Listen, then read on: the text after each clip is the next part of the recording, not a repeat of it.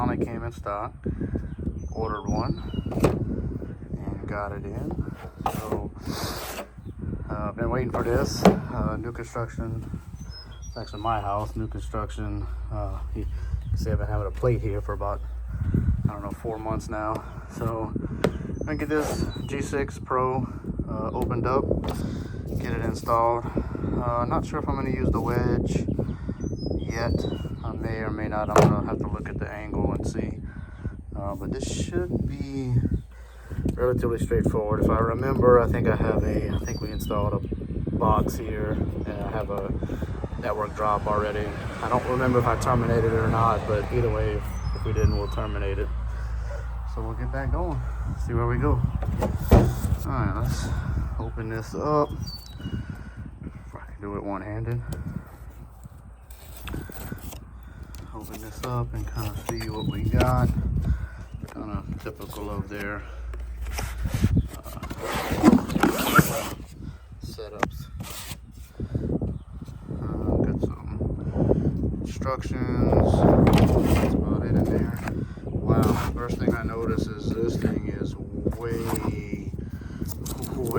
bigger than my previous. I think I had a G4 Pro. I think it was a Pro. Actually, I moved it onto my shop. Let's see. Yeah, it's a G4. So let's do a little comparison. I'll do a side-by-side comparison of these things. Yeah, so definitely much bigger than a G4 Pro. In fact, pretty much twice as big. It's crazy. Well, we'll see. We'll go get this installed and see where it goes. So it looks like it comes with quite a lot of pieces in this kit. Looks like there's a wide adapter plate for boxes. I'm guessing a narrow one if you don't cut a box in. Wire over the box. Then there's a plastic back cover that probably, I'm not sure what that covers. I'll have to read some instructions. A couple of those screws, and then as of late, a lot of the new Protect G6 lines are coming with these torque wrenches or torque screwdrivers. So yeah, I'll have to read the QR code or scan the QR code and just come up with the install. Just haven't, got a chance to do that yet. It's just weird that this wedge is so much smaller. So we'll see. We'll go from there and see. Right. Yeah, I was pretty sure I remember putting a box. So we ended up putting a low voltage remodel box. I already got a Cat 6 here, so I'm gonna go ahead and prep this, put a connector on here, get that on there, and then I guess I'll read the instructions and figure out how the device actually mounts, and we'll go from there. So what's crazy to me is, just reading through the instructions quickly, we're going to be using all of these, plus that, plus possibly the wedge, for a box, for a box out, receptacle box installation. So that's a lot of pieces, but I guess they designed it to be universal for a bunch of different applications. So we'll see what happens there. So I'll definitely tell you, I'm fortunate. We've got, board and batten inside, and we put the doorbell in the center of the battens. But this thing is massive. So if you have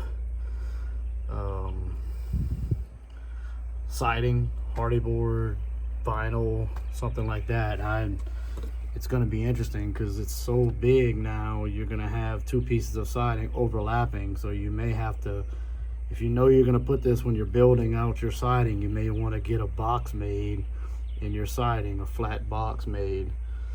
That way you got something to mount this that's a square that size or a rectangle that size, so you don't have that double tile. So just be mindful of how big this thing actually is. The one thing I'd love to see if they did is a little bit bigger heads on these screws that go on the boxes. They're like right at that point of being just big enough to fit the hole in the slot. A little bit bigger head would make you feel a little more comfortable. It's sturdy, it's not going anywhere, but I'm not sure why they had to make the head size on that screw basically the same size as the notch.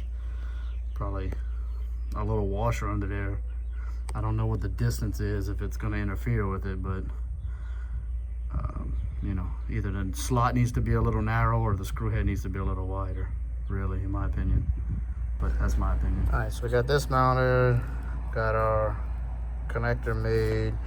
Looks like the next thing we're gonna do is put this plastic cover on. It's like a plastic cover to cover that box. I guess that goes like that. Then after that, we're gonna be putting this on, this smaller, narrower metal piece. Then we'll get the what you call it on there. All right, that was pretty easy. That just snaps on. I'm guessing the screws that hold this will hold it on a little better. Then we're gonna put this bracket on. You put your cable through the hole. This is gonna go on here some kind of way. It looks like there's some little notches that it sits in, and then we're gonna screw it on using some of these other screws. These, now you do have to make sure you use the right screws for each one. These are like some really small, really thin flat screws, so you're gonna make sure you use the right screws. All right, so that screws on. There's some little dowel pins here that it lines up on, and then you put your screws in. And this still has some slack to be able to move in and out. I'm trying to figure out if I'm gonna put this. All right, so we put this on, and then I started thinking about, well, how does the wedge go on if you want to use that? Because I don't know, it doesn't seem like there's any, because it's a separate box with separate hardware. So I tried to scan the QR code for the installation guide on that, which just brings up the tech specs, UI tech specs main page. I don't know if they have it yet. So I'm almost curious.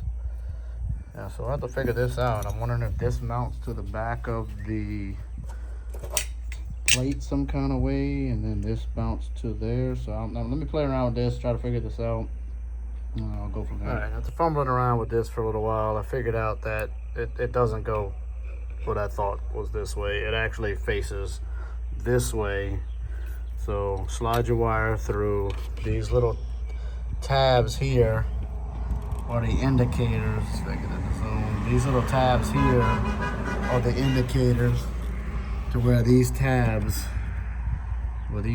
are, and then you're gonna put a screw through right here, and then that metal plate that we had, the flat plate, is gonna screw into here, and then the device is gonna go on there from there. So let me get this screwed in, and we'll go from there. All right, so this is how this goes. Like I said, the back side of it faces out, you know, towards you, which it looks like it would go the other way, but I get it now. Screws go here and here. Then the metal plate, that's the actual mount for the camera, the doorbell itself, is gonna go onto this, like this. And then you screw this in, the doorbell's gonna clip on here, and then there's a security screw at the bottom. So a lot of pieces. There's what, 1, 2, 3, 4 pieces if you're using the wedge. You're just gonna go ahead and get your rubber grommet and connector in. You're going to slide down on the, put it from the top, and then there's a screw at the bottom. I'm not gonna screw this screw in just yet because I'm not sure if I'm gonna keep the wedge or not. It's going to depend on how it looks with the field of view.